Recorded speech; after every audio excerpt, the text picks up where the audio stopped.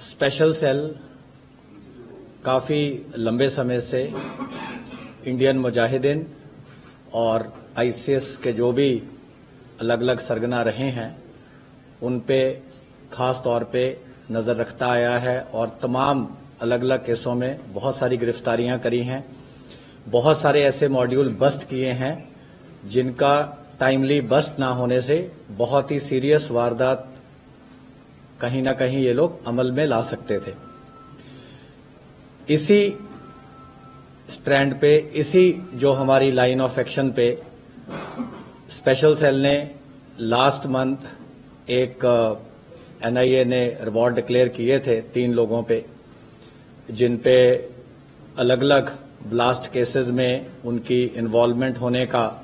आरोप था और उनका एक मेन एक्यूज था मोहम्मद शाहनवाज। उसको आज सुबह उसके 2 साथियों के साथ, जिसमें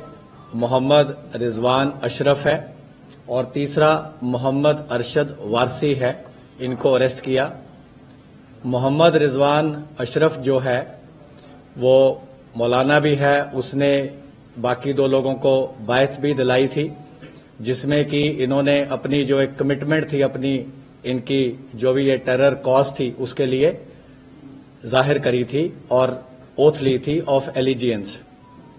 और उसके 2 मेंबर जो थे वो थे, एक मोहम्मद रिजवान था जो कि अभी एब्सकॉन्डिंग है और तीसरा मोहम्मद शाहनवाज था जिसको आज सुबह जैतपुर से अरेस्ट किया गया। जो मोहम्मद रिजवान अशरफ है इसको लखनऊ से अरेस्ट किया गया और इनका साथी जो है मोहम्मद अरशद वारसी, इसको मुरादाबाद से अरेस्ट किया गया। आज सुबह कोर्ट में इनको अर्ली मॉर्निंग आवर्स में जज साहब के आगे पेश करके 7 दिन का पुलिस कस्टडी रिमांड लिया गया है। और जब इनके ठिकानों पे रेड हुआ तो तमाम एक्सप्लोसिव्स बनाने की डिफरेंट जो इक्विपमेंट्स थी जो कि इन्होंने अलग अलग जगह से हासिल करी थी, जिसमें elementary plastic tubes, iron pipes, अलग अलग तरह के केमिकल्स, बहुत सारी और जो टाइमिंग डिवाइसेस एक्सेट्रा जो कि एक्सप्लोसिव बनाने में यूज हो सकती थी, वो मोहम्मद शाहनवाज के ठिकाने से हमारी टीम ने रिकवर करी है। इसके अलावा पिस्टल और उसमें कार्ट्रिजेस और उसके साथ और भी जो बॉम्ब बनाने के अलग अलग लिटरेचर थे जो कि इन्हें खास तौर पे इनके जो क्रॉस दी बॉर्डर पाकिस्तान के हैंडलर्स थे उन्होंने भेजे। और इसके द्वारा काफी लोगों से ये इंटरनेट पे अलग अलग तंजीमों से इन्होंने रास्ता बना रखा था और इनको तमाम तरह के जो केमिकल्स कैसे उनको प्रोक्योर करने से लेके कैसे उनको असेंबल करना है, उसकी कैसे मैक्सिमम कैजुअलिटी इंश्योर करनी है, वो सारी चीजें भी उसके रिलेटेड लिटरेचर जो था उसके ठिकाने से रिकवर किया गया है। अर्ली इंटरोगेशन में जो बात हम आपसे शेयर कर सकते हैं इस स्टेज पे वो ये है कि इन्होंने वेस्टर्न इंडिया, सदर्न इंडिया में अलग अलग जगह पे, जिसकी हम पूरी डिटेल आपको अलग से एक प्रेस नोट के जरिए दे देंगे, इन्होंने रेकी करी। वेस्टर्न घाट्स में इन्होंने अपना ठिकाना बनाने की कोशिश करी। कई ऐसे वाइल्ड लाइफ एरियाज थे जहां पे इन्होंने नंबर ऑफ वीक्स बिताए और इनको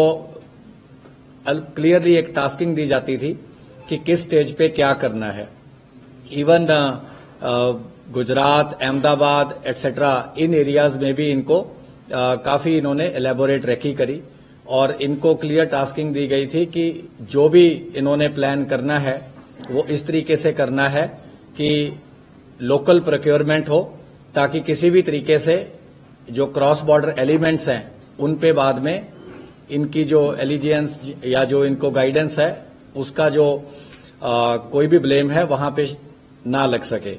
लेकिन टाइमली अरेस्ट होने से और इनकी प्रॉपर मॉनिटरिंग होने से सारी जो ऐसी डायरेक्शंस थी उसके बारे में सारी जो जानकारी थी हमारी टीमों ने अभी तक रिकवर करी है और एक बहुत ही टाइमली इंटरवेंशन के कारण नॉट ओनली एक रिवॉर्डेड क्रिमिनल जो एनआईए द्वारा जिसपे 12 सितंबर को ही इनाम रखा गया था, उसको पकड़ा गया है। बट उसके जो 2 साथी जो कि बहुत ही एक्टिव मेंबर्स थे इस मॉड्यूल का, उनको भी बहुत टाइमली पकड़ा जा सका है। और इसके अलावा जो इसका एक मेन साथी जो मोहम्मद रिजवान एक और अभी भागा हुआ है, उस पे हमारी टीमें आगे फर्दर काम कर रही हैं। इनके और भी कुछ ऐसे लोग थे जो कि इनकी कॉज से सिंपैथी रखते थे या इनको अलग अलग टाइम पे मिले, उन पे भी आगे जो कार्रवाई है वो अमल में जैसा जैसा हमें इंटरोगेशन के दौरान या फर्दर इन्वेस्टिगेशन के दौरान पता चलेगा, उसको अमल में लाया जाएगा। शहनवाज जो है किस तरह से रेडिकलाइज हुआ, किस प्लेटफॉर्म के जरिए आईएसआईएस को जुड़ा फॉरेन टेररिस्टों से, ये थोड़ा बता दीजिए।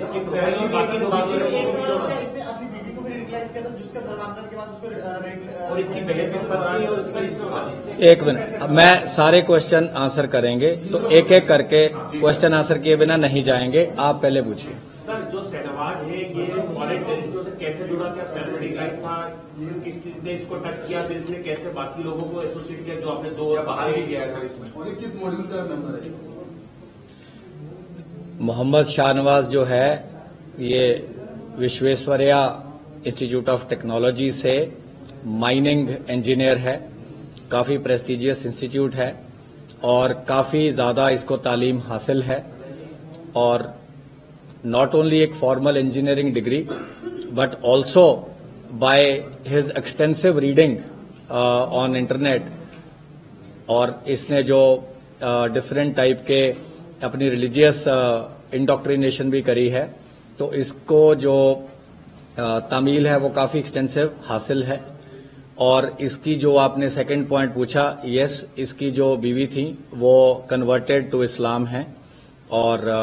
उनका जो मेडन नाम था वो बसंती पटेल करके था, लेकिन अब उनका नाम इन्होंने शादी के बाद मरियम करके रखा हुआ है। वो भी बता दें, क्या इस पे कभी कोई ट्रेनिंग कैंप बनाने के लिए जगहों की मीटिंग वगैरह भी की थी? ट्रेनिंग कैंप का हम आपको बता चुके हैं कि तमाम जगह पे, हुबली में, धारवाड़ में, वेस्टर्न घाट्स में, काफी और टिकाने हैं वेस्टर्न और सदर्न इंडिया में, जो कि अलग से भी हम आपको जो इन्फॉर्मेशन हम शेयर कर सकते हैं वो आपको अलग से हम प्रोवाइड कर देंगे प्रेस नोट के जरिए।